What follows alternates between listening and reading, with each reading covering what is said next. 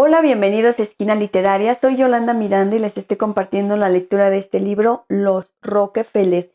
Espero que les esté gustando. Muchas gracias quienes están siguiendo esta lectura desde un principio. Los invito a que se suscriban al canal y me sigan dejando sus comentarios. Vamos a continuar leyendo la cuarta y última parte que se llama Los Primos. Abby fue a la escuela de señoritas de Miss Chapin. Era testaruda, se sentía desgraciada y sobre todo al entrar en la adolescencia. También en su casa las cosas empezaron a ir mal. Los signos eran contradictorios. Nos habían acostumbrado a coser, dibujar y hacer nuestros propios regalos en Navidad, y nos estimulaban a hacerlo. De repente un año me dijeron de buenas a primeras que parecía algo anticuada al no gastar dinero en regalos, insinuando que era poco generosa. Abby no cabía en sí de indignación, porque continuamente la reprimían otras manifestaciones individuales. Dejaba su cuarto desordenado y se ponía fuera de sí si lo arreglaban las criadas, como solían hacerlo, quebrantaba la regla familiar del baño diario, y un año que fue a un campamento de verano no se bañó en mes y medio. Su rechazo del decoro, limpieza, modales en la mesa, vestidos, lo ve ahora como el primer nivel del desarrollo del rechazo de los ideales de la clase que encumbre el decoro. Establecer la relación fue para mí un largo proceso, difícil y crispante.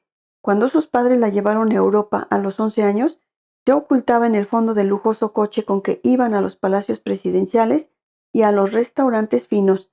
En parte era por fastidiar a mis padres, despreciaba el Cadillac, los hoteles en que nos alojábamos, las adulaciones que nos hacían en todas partes. De todas formas me daba rabia tener que ocultarme en el fondo del coche, y empecé a pensar que tendría que adoptar una postura ante aquella situación. Había algo en el Cadillac, en la finca, que respondía al hecho de ser un Rockefeller. Todo aquello tan fino, era vulgar, embarazoso, hacía que la gente adoptase una actitud extraña hacia mí, embarada, adulatoria, y no obstante despreciativa. Era como si se tomaran en broma. Abby no fue buen estudiante y por ello tuvo una serie de tutores y profesores particulares. Mientras tanto manifestó su frustrado deseo de estudiar violonchelo y comenzó las clases a los 12 años. Me dediqué a estudiar violonchelo con gran intensidad. Yo creo que con la esperanza de redimir mis fracasos en las cosas que a los demás les gustaban. Después de Miss Chapin, fue a Milton, una escuela preparatoria mixta de gran nivel, en donde le parecía execrable la costumbre de que los chicos contemplasen desde los dormitorios a las chicas formadas, como si fueran un muestrario. En Milton aumentó su depresión y no hizo progresos en los estudios, angustiada por el temor de tener que abandonar la idea de ir a la universidad, aunque con la mala conciencia de esperar que su apellido le evitara semejante trauma. Habría sido inexcusable, inconcebible, que alguien como yo no aprobase. Por eso nos mandaban antes a todos los otros colegios, con el propósito de que nos inculcaran la noción de que no solo íbamos a aprobar, sino a ir más lejos y dirigir el mundo. Eso era lo que nos inculcaban. Yo me juntaba con mi amiga Nan, que iba tan mal como yo, y fantaseábamos hablando de celebrar nuestro fracaso, presentándonos desnudas a la clausura del curso. Lo único que puedo decir en mi favor es que no tenía miedo de volverme neurótica, y creo que soy la única mujer de la familia que se negó a la puesta de largo.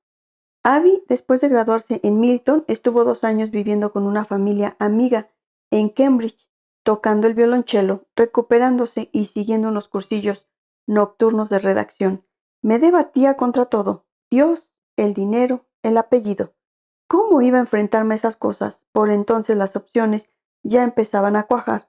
Si resultaba verosímil que hubiera Dios, eso serviría de explicación a todo lo demás. Me explicaría a mí misma, el dinero y todo, como parte de una idea divina predeterminada. Si adoptaba la perspectiva de que existía Dios, mi criterio sobre mí misma, los demás y el mundo resultaría afectado. Me dedicaría a emplear el apellido Rockefeller y el dinero juiciosamente. Por el contrario, si no existía Dios, habría que colegir que todo era fortuito, contingente, arbitrario, y que quedaban 3 opciones: utilizar el dinero y el poder con que había nacido en mi propio provecho, aceptar la casualidad y disfrutarla. Podía hacer buenas obras con el arreglo a un método o podía renunciar a todo, sobre la base de que era ilegítimo e injusto. Aquel formalismo de las alternativas posibles escondía angustia y ambigüedad. Quería librarme de las trampas falsas e inmortales de mi vida, pero no podía hacerlo sin prescindir del poder, el nivel y el lujo de esas trampas. Esa era la locura que intentaba resolver, aunque creo que fundamentalmente conseguí mejor que mis otros primos olvidar que Rockefeller era mi apellido. Durante aquel periodo de recuperación y reflexión en Cambridge, empezó a ir al psiquiatra para iniciar un psicoanálisis que duró 7 años y que fue algo más que una simple sumisión libre. Discutía con mi psiquiatra, le hacía frente. Yo afirmaba que todas las mujeres detestan ser mujer, que en cierto sentido les fastidia, les amarga. ¿Qué hay de agradable en la condición femenina? ¿El modo en que la han definido los hombres? Afirmaba que una mujer está loca, se autodestruye si le agrada ser hembra.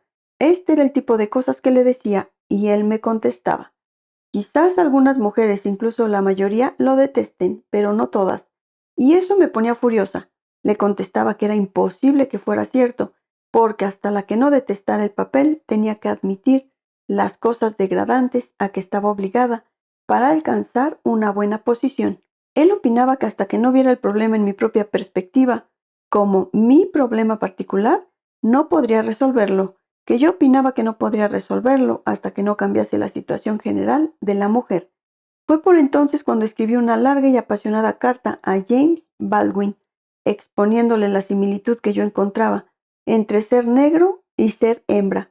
Nunca se la envié porque pensé que se habría sentido insultado por la analogía.